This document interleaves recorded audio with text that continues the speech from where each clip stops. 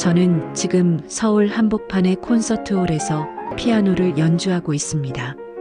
객석을 가득 메운 사람들 앞에서 제가 사랑하는 라흐마니노프의 선율을 자유롭게 펼칩니다. 건반을 누를 때마다 저는 기적을 느낍니다. 이 자유가, 이 순간이 당연한 것이 아니라는 걸 너무나 잘 알고 있기 때문입니다. 하지만 불과 10여 년 전만 해도 저는 이 음악을 연주한다는 이유만으로 목숨을 잃을 뻔했습니다. 그날 밤 얼어붙은 강 위에서 기억합니다. 영하 20도의 겨울밤, 두만강 얼음 위를 기어가던 그 순간을요. 멈춰, 쏜다. 뒤에서 들려오는 총소리, 얼음이 깨지는 소리, 심장이 터질 것 같은 공포. 그 순간 제 머릿속엔 오직 하나의 생각뿐이었습니다. 죽더라도 저쪽으로. 저는 그렇게 자유를 향해 기어갔습니다. 피아노 건반을 누르던 이 손으로 얼어붙은 강물을 헤치며 여러분은 음악을 듣는다는 이유로 감옥에 갇힐 수 있다고 상상해 본 적 있으신가요? 피아노를 친다는 이유로 반동분자로 낙인 찍혀 가족까지 수용소로 끌려갈 수 있는 세상을 상상해 본 적 있으신가요? 저는 그런 곳에서 30년을 살았습니다.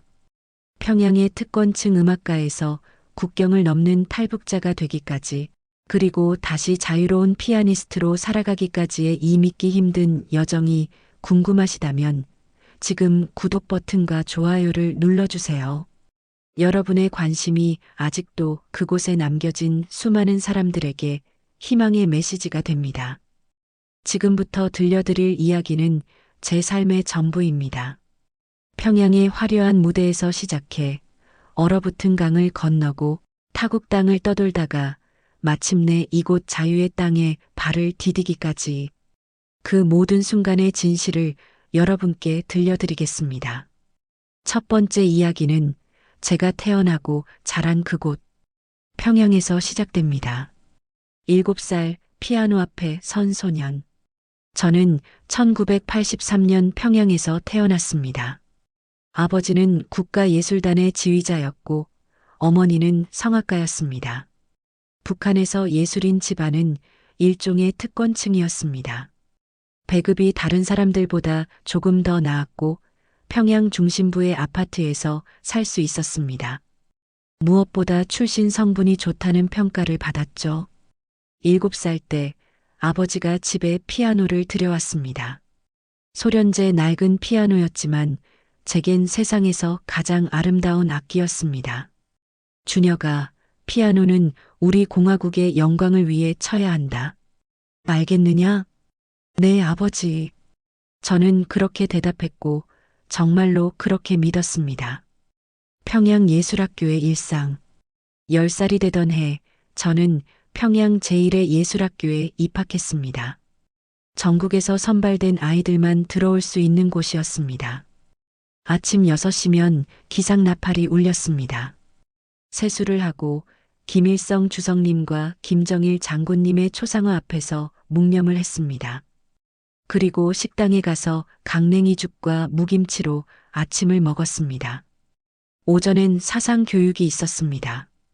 위대하신 수령님께서는 우리 인민들에게 음악과 예술을 선물하셨습니다. 우리는 이 은혜를 어떻게 갚아야 합니까? 충성으로 보답하겠습니다. 우리는 일제히 외쳤습니다. 저도 진심으로 그렇게 믿었습니다. 오후가 되면 비로소 피아노 연습 시간이었습니다. 하루에 6시간씩 저는 건반 앞에 앉았습니다. 차이코프스키, 쇼팽, 모차르트. 하지만 우리가 연주할 수 있는 곡은 철저히 검열된 것들 뿐이었습니다. 서방의 퇴폐적인 음악은 우리 인민의 정신을 좀먹는다. 우리는 혁명 가극과 조선 민요를 연주해야 한다. 선생님은 늘 그렇게 말씀하셨습니다. 가족과 친구들. 우리 가족은 한 달에 한 번씩 아버지 직장에서 배급을 받았습니다. 쌀 5kg, 옥수수 10kg, 식용유 1병. 다른 집에 비하면 많은 양이었습니다. 우리가 이렇게 잘 사는 건 모두 당과 수령님 덕분이란다. 어머니는 항상 그렇게 말씀하셨습니다. 저도 고개를 끄덕였습니다. 학교에서 가장 친했던 친구는 박민철이었습니다. 바이올린을 전공하는 친구였죠. 우리는 함께 듀엣을 연주하며 꿈을 키웠습니다. 준혁아, 우리 나중에 국가예술단에 들어가서 위대한 장군님 앞에서 연주하자. 그래, 그게 우리 꿈이지. 우리는 정말로 그것이 인생의 최고 목표라고 믿었습니다. 그 외에 다른 삶은 상상조차 할 수 없었습니다.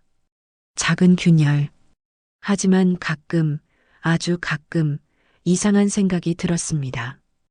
연습실 창문 너머로 보이는 평양 거리의 사람들. 그들은 왜 우리와는 다르게 초라한 옷을 입고 고개를 숙인 채 걸어갈까? 우리가 먹는 쌀밥을 저들은 왜 먹지 못할까? 준혁아, 무슨 생각해? 민철이가 물었습니다. 아니, 아무것도 아니야. 저는 얼른 고개를 저었습니다. 이런 생각을 하는 것 자체가 위험하다는 걸 본능적으로 알았습니다. 그때는 몰랐습니다. 이 작은 의문이 훗날 제 인생을 완전히 바꿔놓을 거라는 것을. 16살이 되던 해 저는 국가예술단 청년 부문에 발탁되었습니다. 저의 미래는 밝아 보였습니다. 아니, 그렇게 보였습니다. 그때까지는 금지된 카세트 테이프, 21살이 되던 해봄, 제 인생을 완전히 바꿔놓은 사건이 일어났습니다. 국가예술단에서 함께 활동하던 선배 한 분이 저를 조용히 불렀습니다. 준혁아, 너 진짜 음악이 뭔지 알고 싶니? 이상한 질문이었습니다.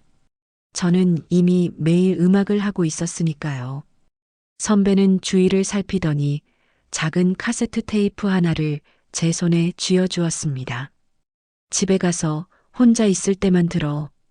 절대로 누구한테도 말하면 안 돼. 그날 밤 저는 부모님이 주무신 후 이어폰을 꽂고 그 테이프를 재생했습니다. 첫 음이 흘러나오는 순간 저는 온몸에 전율이 흘렀습니다. 라흐마니노프 피아노 협주곡 제2번. 그것은 제가 평생 들어본 그 어떤 음악과도 달랐습니다. 자유롭고 격정적이고 슬프고 아름다웠습니다. 우리가 연주하도록 허락된 혁명 가극과는 완전히 다른 세계였습니다. 저는 그날 밤 새벽까지 그 곡을 20번도 넘게 반복해서 들었습니다.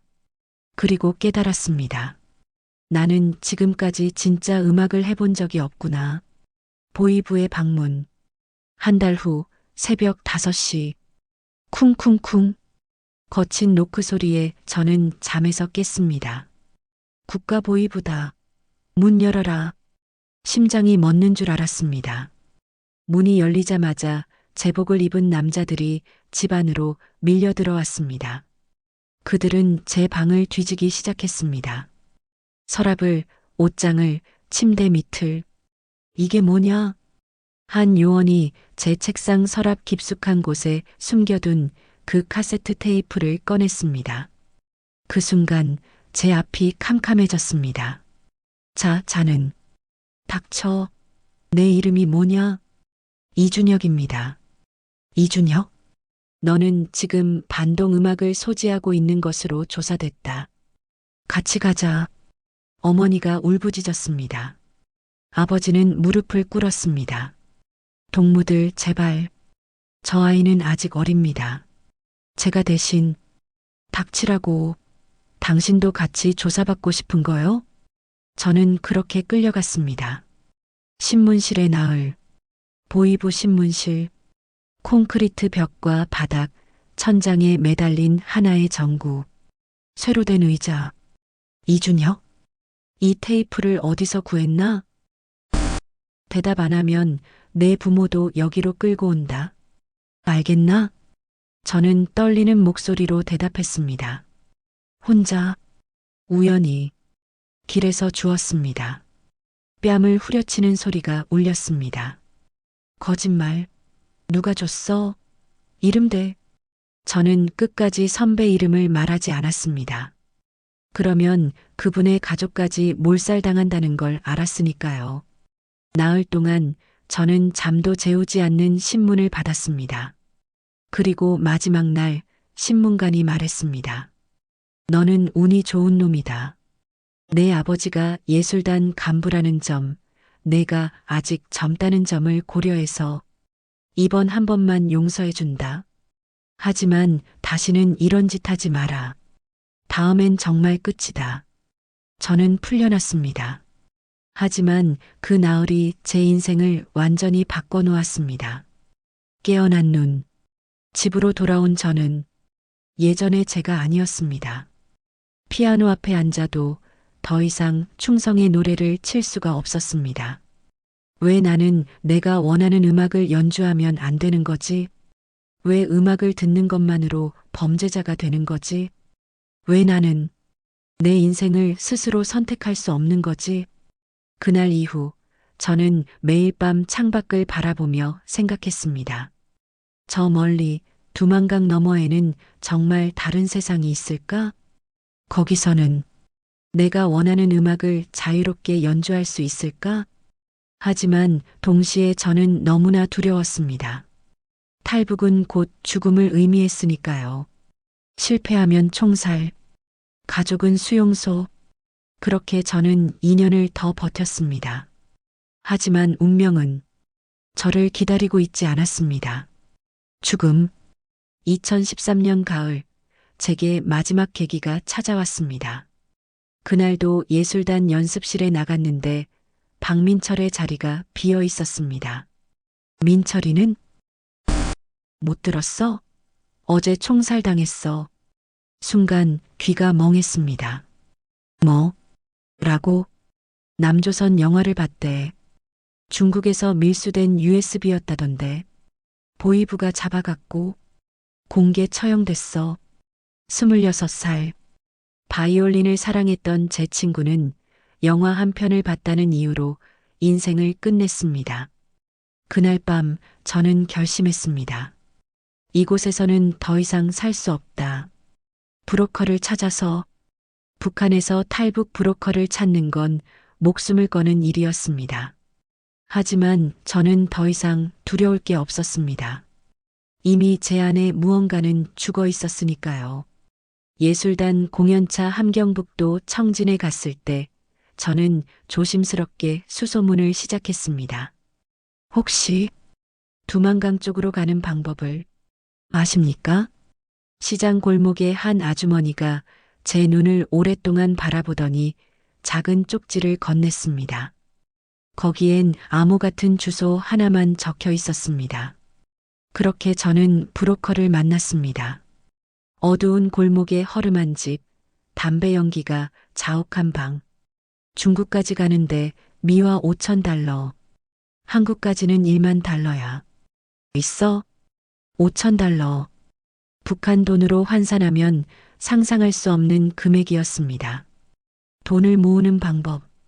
저는 집으로 돌아와 몰래 물건들을 팔기 시작했습니다. 어머니의 금반지, 아버지가 아끼던 중국제 손목시계, 제 피아노 악보들, 장마당에서 하나씩 팔아치웠습니다.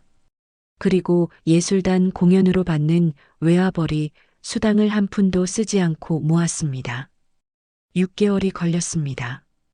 6개월 만에 겨우 3,000달러를 모았습니다. 브로커에게 다시 연락했습니다. 3,000달러밖에 없습니다. 안 되겠습니까?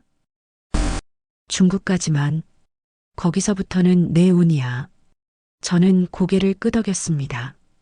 일단 중국만 가도 살 길은 있을 거라고 믿었습니다.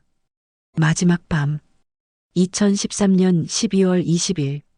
출발 전날 밤, 저는 부모님 방 앞에 한참을 서 있었습니다. 문을 열고 들어가서 어머니, 아버지, 저 떠납니다라고 말하고 싶었습니다. 하지만 그럴 수 없었습니다. 만약 제가 탈북한다는 사실을 알게 되면 부모님은 연좌제로 수용소에 끌려갈 수도 있었습니다. 차라리 모르는 게 나았습니다. 저는 조용히 제 방으로 돌아가 작은 가방에 짐을 쌌습니다. 옷 2벌, 칫솔, 그리고 그 금지된 카세트 테이프, 이것만은 끝까지 가져간다.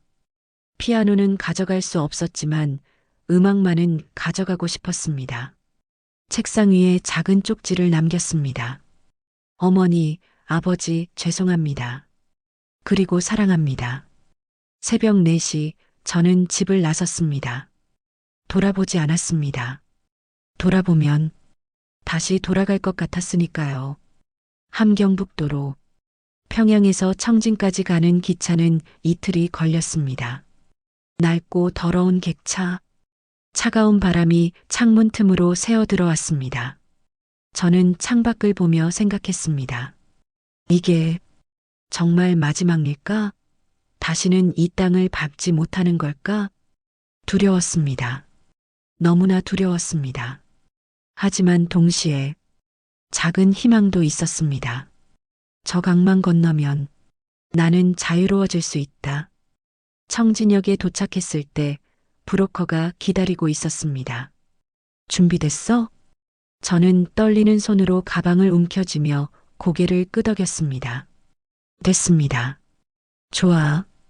그럼 오늘 밤 두만강을 건넌다. 그 말을 듣는 순간 제 인생이 완전히 바뀔 거라는 걸 알았습니다. 이제 돌아갈 수 없었습니다. 앞으로 나아갈 수밖에. 영하 20도의 밤. 2013년 12월 21일 밤 11시. 브로커는 저와 5명의 다른 탈북자들을 산속 오두막으로 데려갔습니다. 조금 있으면 국경 경비대 교대 시간이야. 그때가 우리의 기회다. 하지만 명심해. 소리 하나라도 내면 우리 전부 죽어. 5명 중엔 제 또래의 여성도 있었고 50대로 보이는 아저씨도 있었습니다. 모두의 얼굴에는 공포와 결의가 뒤섞여 있었습니다. 밤 12시 브로커가 손짓했습니다. 간다. 우리는 어둠 속으로 걸어 들어갔습니다. 적설량이 많은 겨울이라 눈이 무릎까지 쌓여 있었습니다. 한 걸음 한 걸음이 너무나 힘들었습니다. 숨소리조차 내지 않으려 애썼습니다. 입을 막고 코로만 숨을 쉬었습니다. 30분을 걸었을까? 드디어 두만강이 보였습니다. 얼어붙은 강, 그 너머가 중국이었습니다. 얼어붙은 강 위에서 지금부터는 기어서 간다. 서서 가면 경비 초소에서 보여. 우리는 얼음 위에 엎드렸습니다. 영하 20도. 얼음이 옷을 뚫고 살갗에 닿았습니다. 손이 얼어붙어 감각이 없었습니다. 하지만 저는 기어갔습니다. 피아노를 치던 이 손으로 얼어붙은 강바닥을 긁으며 100m, 제 인생에서 가장 긴 100m였습니다. 갑자기 뒤에서 여성의 비명이 들렸습니다. 으악! 그녀가 얼음 틈에 다리가 빠진 것이었습니다. 그 순간, 저기다. 누가 있다? 경비 초소에서 고함 소리가 들렸습니다. 서치라이트가 우리를 향해 돌아왔습니다. 총성, 뛰어. 죽고 싶지 않으면 뛰어. 브로커가 소리쳤습니다. 우리는 일어나 뛰기 시작했습니다. 얼음 위에서 미끄러지고 넘어지면서도 탕, 탕탕 총소리가 울렸습니다. 제 옆에서 뛰던 50대 아저씨가 억소리를 내며 쓰러졌습니다. 아저씨, 저는 그를 일으키려 했습니다. 가, 날 버려두고 가. 그가 제 손을 뿌리쳤습니다. 그의 다리에서 피가 흘러나오고 있었습니다. 빨리. 브로커가 제 팔을 끌었습니다. 저는 그 아저씨를 두고 뛰었습니다. 지금도 잊을 수 없습니다. 눈 위에 쓰러진 그의 모습을. 중국, 그리고 살아있음. 강둑을 기어오르는데 제 뒤에서 얼음 깨지는 소리가 들렸습니다. 뒤돌아보니 아까 비명을 지른 여성이 얼음 틈으로 빠져들고 있었습니다. 도와, 줘. 그녀의 손이 허공을 휘저었습니다. 하지만 아무도 돌아가지 않았습니다. 돌아가면 우리도 죽으니까. 저는 그렇게 두 사람을 두고 왔습니다. 중국 쪽 산속에 도착했을 때 우리는 5명이 아닌 3명이었습니다. 저와 브로커, 그리고 20대 초반으로 보이는 젊은 남성 1명. 우리는 한참을 그저 숨만 쉬었습니다. 살아있다는 것. 그게 믿기지 않았습니다. 저는 떨리는 손으로 가방을 열었습니다. 카세트 테이프는 무사했습니다. 하지만 그게 무슨 의미가 있을까요? 두 사람이 죽었습니다. 제가 살기 위해서. 살아남은 자의 죄책감. 브로커가 말했습니다. 미안하다. 항상 이래. 5명이 출발하면 셋 정도만 살아남아. 저는 대답하지 못했습니다.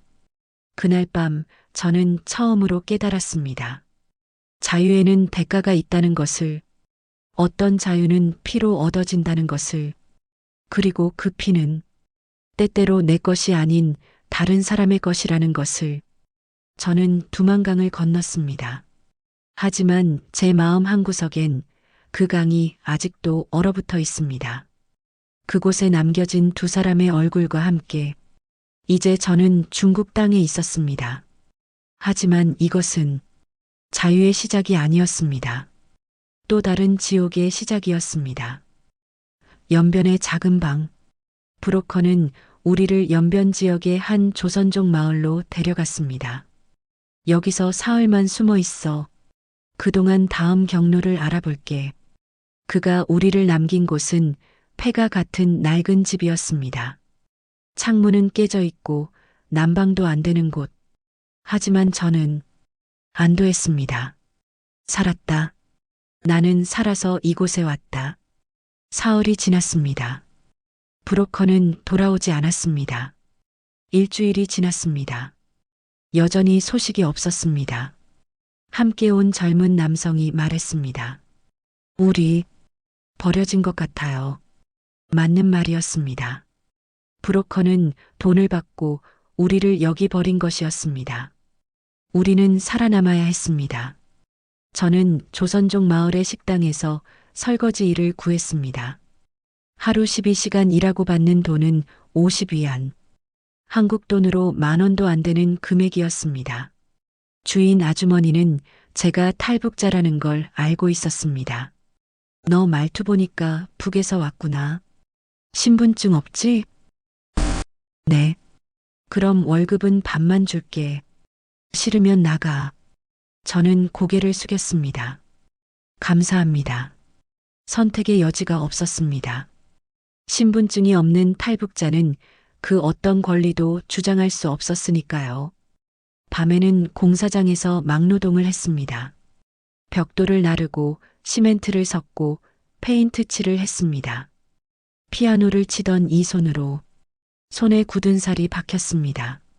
손톱은 깨지고 손가락 관절이 아팠습니다. 다시는 피아노를 칠 수 없을지도 모른다. 그런 생각이 들었습니다. 하지만 살아야 했습니다. 중국에서 가장 무서운 것은 공안 중국 경찰의 단속이었습니다. 탈북자를 잡으면 중국 공안은 북한으로 강제 송환시킵니다. 그리고 송환된 탈북자는 정치범 수용소로 가거나 공개 처형당합니다. 어느 날 밤 식당 주인 아주머니가 헐레벌떡 뛰어들어왔습니다. 빨리 숨어. 공안이 단속 나왔어. 저는 식당 뒤편 창고 안쌀자루 뒤에 숨었습니다. 쿵쿵쿵. 문 두드리는 소리가 들렸습니다. 열어. 공안이다. 심장이 터질 것 같았습니다. 여기서 잡히면 끝입니다. 주인 아주머니의 목소리가 들렸습니다. 손님들은 다 조선족이에요. 신분증 확인하세요. 한참의 침묵 후 문 닫히는 소리가 들렸습니다. 저는 쌀자루 뒤에서 1시간을 더 숨어 있었습니다. 나올 수가 없었습니다. 다리가 후들거렸습니다. 이런 일이 석 달에 한 번씩 반복됐습니다. 1년이 지날 무렵 저는 한 조선족 목사님을 만났습니다. 준혁 씨, 한국에 가고 싶죠? 네. 제가 도와드릴게요. 하지만 시간이 걸립니다. 최소 2년은. 목사님은 지하 교회에서 탈북자들을 돕는 분이었습니다. 저는 그분의 집 지하실에서 지낼 수 있게 됐습니다. 하지만 세상에 공짜는 없었습니다. 함께 지하실에 있던 다른 탈북자 중 한 명이 제 신상 정보를 브로커에게 팔아넘긴 것입니다. 준혁이는 북에서 예술인이었대. 가족이 평양에 있으니까 돈을 뜯어낼 수 있을 거야. 그 브로커는 제게 협박 전화를 걸어왔습니다. 너 북에 있는 부모 죽이기 싫으면 5,000달러 내놔. 안 그러면 북한 보위부에 내 위치 알려줄 거야. 저는 돈이 없었습니다. 목사님이 도와주셨습니다. 염려 마세요. 제가 해결할게요. 하지만 그 후로 저는 아무도 믿을 수 없게 됐습니다. 탈북자끼리도 서로를 배신하는 세상. 이곳은 자유가 아니었습니다. 또 다른 감옥이었습니다. 3년의 시간. 저는 중국에서 3년을 버텼습니다. 낮에는 숨어 지내고 밤에는 일했습니다.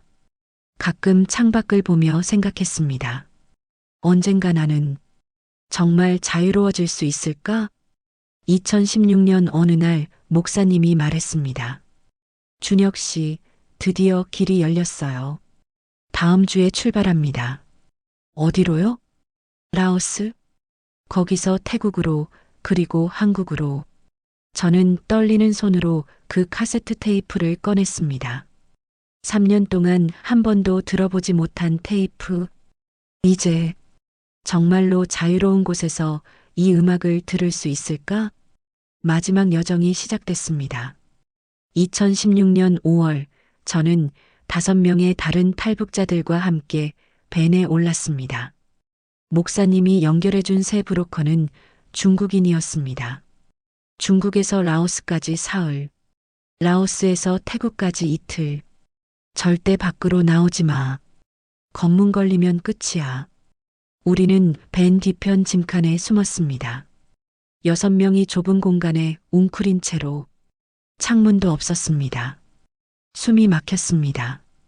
더웠습니다. 사흘 동안 우리는 거의 먹지도 마시지도 못했습니다. 화장실도 갈 수 없었습니다. 한 중년 여성이 탈수 증상으로 의식을 잃었습니다. 하지만 브로커는 멈추지 않았습니다. 참아. 병원 가면 우리 다 잡혀. 저는 그분의 손을 잡아주는 것밖에 할 수 없었습니다. 라오스의 터. 라오스 국경 마을에 도착했을 때 브로커가 말했습니다. 여기서 이틀 쉬었다가 태국으로 간다. 근데 가격이 올랐어. 뭐라고요? 인당 2,000달러씩 더 내야 해. 안 그러면 여기 라오스 경찰한테 넘긴다. 사기였습니다. 우리에겐 돈이 없었습니다. 3년 동안 중국에서 번 돈은 생활비로 다 쓴 상태였습니다. 브로커는 우리를 허름한 숙소에 가뒀습니다. 돈 구해올 때까지 여기서 나가지 마. 사실상 감금이었습니다. 저는 한국에 먼저 정착한 탈북자 지인에게 간신히 연락했습니다. 형, 도와주세요. 저 여기서 죽을 것 같아요. 그분이 돈을 송금해 주었습니다. 그 돈으로 우리는 겨우 풀려날 수 있었습니다. 하지만 그 이틀은 지옥이었습니다. 언제 라오스 경찰에 넘겨질지, 언제 다시 북한으로 보내질지 알 수 없었으니까요. 태국, 희망의 땅. 태국 국경을 넘었을 때 저는 처음으로 안도의 한숨을 쉬었습니다. 태국은 탈북자를 북한으로 송환하지 않는 나라였습니다. 브로커가 말했습니다. 여기서부터는 내 길이야. 방콕에 있는 한국 대사관으로 가. 거기 가서 북에서 왔습니다라고 말해. 그럼 보호받을 수 있어. 브로커는 우리를 버스 터미널에 내려놓고 사라졌습니다. 저는 다른 탈북자들과 함께 방콕행 버스를 탔습니다. 10시간의 버스 여행. 창밖으로 처음 보는 풍경들이 지나갔습니다.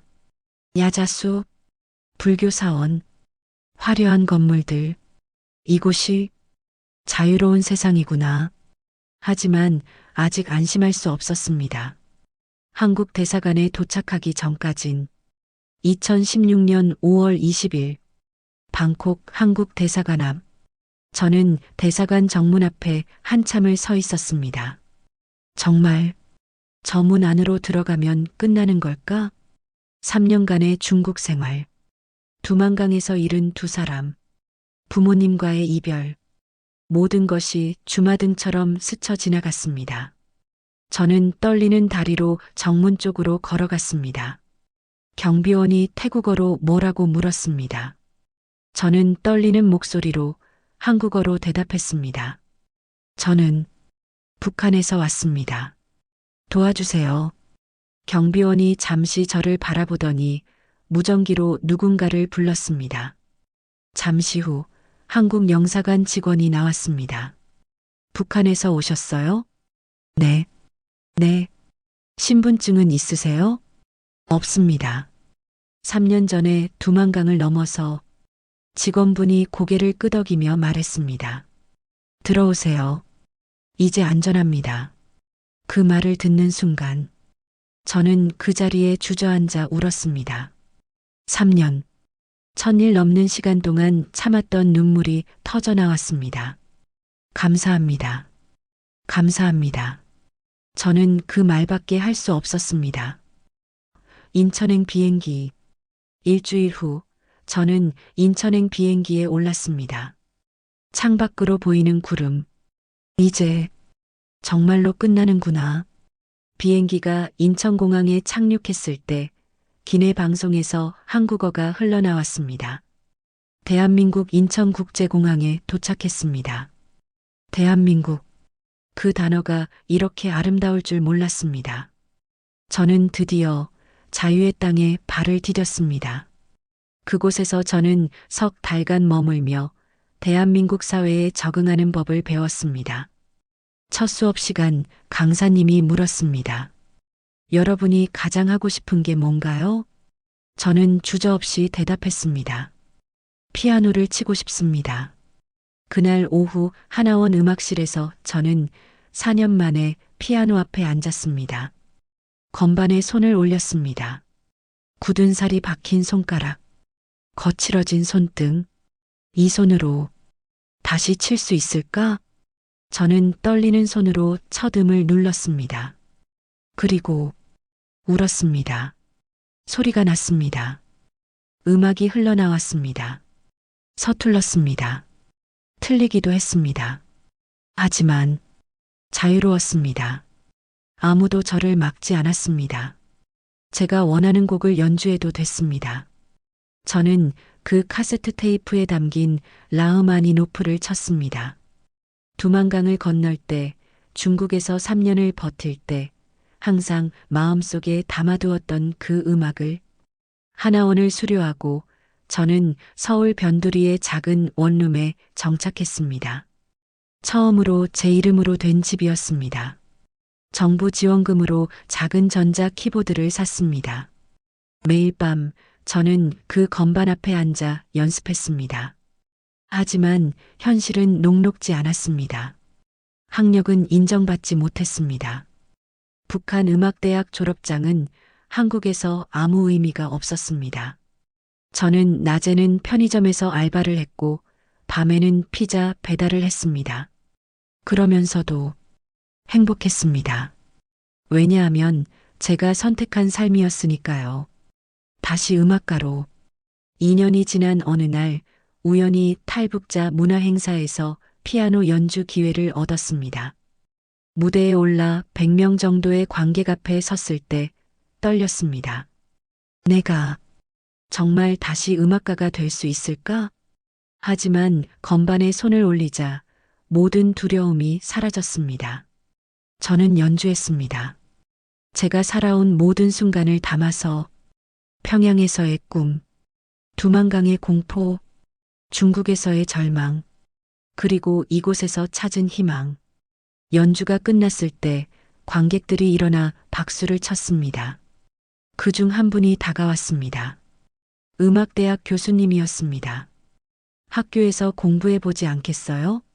특별 전형으로 입학할 수 있도록 도와드릴게요. 저는 다시 학생이 됐습니다. 35의 나이에. 지금 저는 대학원에서 피아노를 전공하며 가끔 탈북자 청년들에게 음악을 가르칩니다. 제 손은 예전처럼 부드럽지 않습니다. 굳은 살 자국이 남아있고 손가락도 완전히 유연하지 않습니다. 하지만 이 손으로 저는 자유를 연주합니다. 얼마 전 서울 시내 작은 콘서트홀에서 첫 독주회를 열었습니다. 객석에는 하나원에서 만난 친구들, 대학 동기들, 그리고 부모님 사진을 놓은 빈자리가 있었습니다. 저는 평양에 계신 부모님을 위해 연주했습니다. 언젠가 이 음악이 닿기를 바라면서 여러분께 전하고 싶은 말, 이 방송을 보시는 여러분, 여러분이 지금 누리는 자유는 당연한 것이 아닙니다. 아침에 눈을 떠서 듣고 싶은 음악을 듣고, 보고 싶은 영상을 보고, 먹고 싶은 음식을 먹고, 만나고 싶은 사람을 만나는 것. 그 모든 것이 누군가에게는 목숨을 걸어야 얻을 수 있는 것들입니다. 저는 그 자유를 위해 친구를 잃었고, 부모님과 헤어졌고, 3년을 도망자로 살았습니다. 하지만 후회하지 않습니다. 왜냐하면 지금 저는 제가 원하는 음악을 연주하고 있으니까요. 아직 그곳에 있는 당신에게, 북한에 아직 남아있는 2,500만 명의 동포들, 여러분도 언젠가 자유로운 하늘 아래서 꿈을 펼칠 날이 올 것입니다. 그날까지 희망을 놓지 마세요. 그리고 대한민국 국민 여러분, 우리가 함께 손을 잡는다면 언젠가 이 땅의 모든 사람이 자유를 노래할 수 있을 것입니다. 저는 오늘도 피아노 앞에 앉아 자유의 선율을 연주합니다. 그리고 기도합니다. 모든 사람이 이 아름다운 자유를 누릴 수 있는 그날이 오기를. 감사합니다. 저의 이야기를 끝까지 들어주셔서 진심으로 감사합니다.